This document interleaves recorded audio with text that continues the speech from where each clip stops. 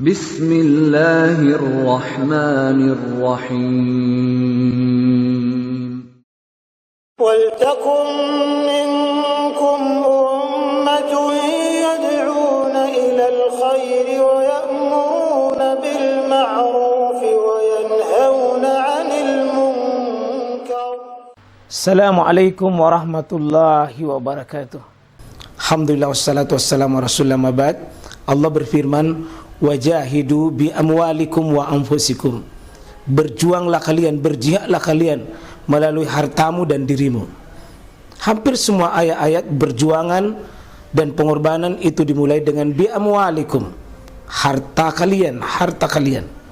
Saya mengajak secara praktis dan kami sudah buktikan. Rp1.000 itu bisa luar biasa dahsyat. Bisa beli mobil, bisa buat kuburan, ya, bisa membangun masjid. Uang 1.000. Mari kita satukan uang 1.000 kita. Nanti kami jemput. Di rekening ini insya Allah bisa kita buat. Di rekening ini insya Allah kita buat sebuah kekuatan umat dengan Rp1.000. Rp1.000 dahsyat. Ini punya kita kebiasaan itu, kebiasaan sebenarnya hanya kebiasaan. Kita itu nanti mau mandikan mayit, kalau mau disolati duhur misalnya baru mau dimandikan. Ini menurut saya itu sangat jauh sekali. Bagusnya bisa dimandi jam 7, jam 8, jam 9, jam 10. Bisa dimandi jam 7 baru disimpan. Kalau ada mengatakan bahwa tidak boleh, mana dalilnya yang bilang tidak boleh? Mana dalilnya itu tidak boleh? Jadi kita punya kebiasaan itu, kebiasaan menurut saya Pak kurang pas. Tidak bagus Ki, karena datang Ki melayat jam 7, jam 8. Itu mayit masih belum diapa-apain. Padahal bagusnya datang Ki jam 7, jam 8 melayat. Bagusnya sholat tamat Ki. Jadi kita pergi ke kantor. Sebentar duhur tidak didapat, kan kita sudah sholati baik-baik. Dan itu inti dari doa yang terbaik, sholati. Kita yang sebenarnya di sini Pak yang begitu. Di daerah-daerah luar sini di Jawa itu cepat dimandikan. Saya ingat dulu Pak Kiai Jamaluddin Amin itu mandi, itu malamnya meninggal. Besok pagi sesudah subuh dimandikan, baru dibawa di Unismu. Itu bergantian orang datang di masjid sholati sampai duhur. Sampai duhur. Saya mau nanti teman-teman ini bapak-bapak yang tuh lama tidak dimandi Pak. Saya paling sedih lagi dan paling sedih, tunggu dulu jangan dimandi, masih ada anaknya, ditunggu. Apa alasannya anak ditunggu untuk dimandi? Kalau ada bisa memandikan, kecuali jika anaknya adalah satu-satunya yang bisa memandikan. Tapi kalau hanya bila masih ada keluarganya, apa salahnya kau sudah dimandi? Nah, ini kerugian sangat besar saya lihat kaum muslimin. Saya biasa lihat tokoh-tokoh Islam, jangan dikasih begitu Pak. Saya sudah berwasiat di keluarga saya, kalau saya meninggal cepat dimandikan. Simpang di ruangan tengah, ada orang mau sholat, sholati. Yang sudah memandikan misalnya saya, sudah mandikan kita, mau pergi mandi kembali, karena sudah memandikan, itu lebih bagus. Tapi kalau mau pergi duhur, baru dimandi, mana sempat bisa mandi? Mana sempat bisa mandi? Ini mohon Pak, kita coba mulai sesuatu yang baik. Bisa dimandi jam 7, jam 8 kalau sebentar misalnya duhur kita mau bawa kuburkan. Karena menguburkan mayit itu tidak ada hubungannya dengan waktu sholat, tidak ada hubungannya. Tapi kalau ditunggu di situ banyak berkumpul, bagus. Ya. Penting jangan Pak dizalimi orang. Tidak diapa-apain di situ. Padahal bagusnya dimandikan, segera dimandikan. Adapun sering mengatakan bahwa tidak boleh katanya mayit disimpan kalau sudah dimandi karena katanya sudah jenazah. Mana dalil yang membedakan itu jenazah dengan mayit? Ya, jenazah itu biasanya Pak disebut janazah itu jika mayit sudah naik di keranda itu biasa disebut dengan jenazah.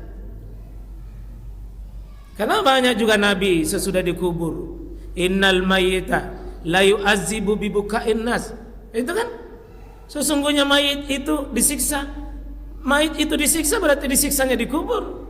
Berarti masih disebut Nabi di situ mayit padahal sudah dikubur. Ya, iza udiyal mayyita fil qabr. Apabila mayit itu sudah diletakkan di kubur, berarti mayit Nabi sebutkan dikubur, bukan jenazah. Jadi kamus-kamus seperti itu butuh diteliti itu kalau ada mengatakan, oh kalau belum dimandi mayit. Kalau sudah dimandikan jenazah itu butuh yang begitu butuh diperiksa ulang itu. Kamus dari mana pakai begitu? Nah, sementara Nabi sebut mayit kadang sudah dimandi, sudah disalati. Banyak-banyak hadis itu salatul mayit, salat mayit, bukan salat jenazah. Jadi banyak istilah itu kita mesti luruskan. Jadi 4 di sini menurut informasi Aisyah, tapi ini sekedar informasi, Pak. Artinya penilaian Aisyah terhadap kehidupan Nabi. Sananya Nabi langsung mengucapkan, Pak, misalnya iksilu, mandi kalian min arba, dari pahala itu. Tapi Nabi tidak mengucapkan, sahabat menilai. Oh, Nabi biasanya bisa jadi ada hal yang tidak dilihat oleh satu istri tapi istri yang lain lihat. Ya. Kita baca yang hadis yang lain. Wa an Nabi Hurairah radhiyallahu an fi qissati Thumama ibni Athal indama aslam. Ya. Jadi ini hadis Abu Hurairah di kisah Thumama ibni Uthal indama aslam. Jadi siapa ini? Thumama ibni Uthal indama aslam. Wa amarahun Nabi sallallahu alaihi wasallam ayat tasil. Ini mandi sesudah Thumama ini masuk Islam. Ya, tidak disebutkan tadi oleh ini Aisyah. Tapi mandi ini karena seseorang menerima Islam. Pertanyaannya di sini, Pak. Kapan mandinya? Mandi dulu baru bersyahadat atau sudah bersyahadat baru mandi? Kemana yang ini nanti kita ini akan mengislamkan seseorang. Mandi dulu baru bersyahadat atau bersyahadat dulu baru mandi? Mana yang benar? Mana yang benar? Hah? Kalau ada orang mau masuk Islam, mandi dulu atau bersyahadat? Hah? Atau bersyahadat dulu baru mandi?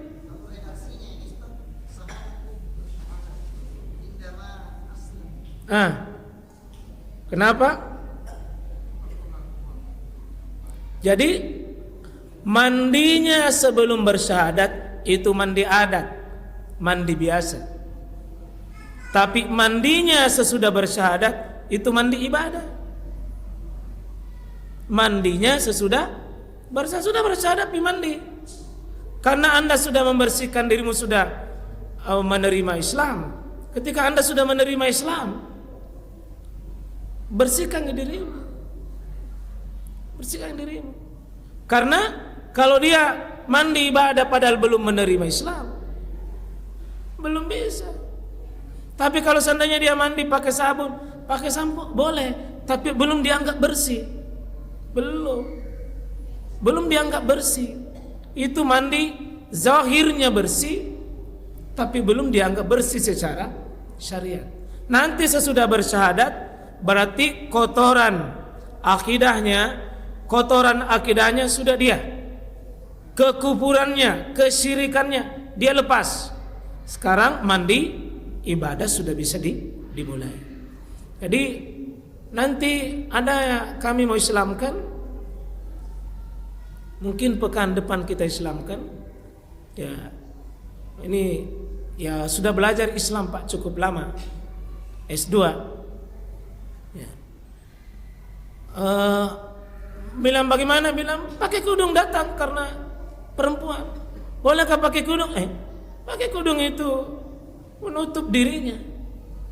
Tidak ada masalah larangan pakai kudung biar bukan Islam. Terus mandi, terserah kau supaya tidak botol-botol ke datang, suruh mandi. Tapi pulang bersyahadat itu wajib dia mandi, terutama untuk sholat, karena dia sudah menerima Islam. Ya. Ya. Ya. Jadi ketika masuk Islam, dia masuk disuruh mandi. Ya.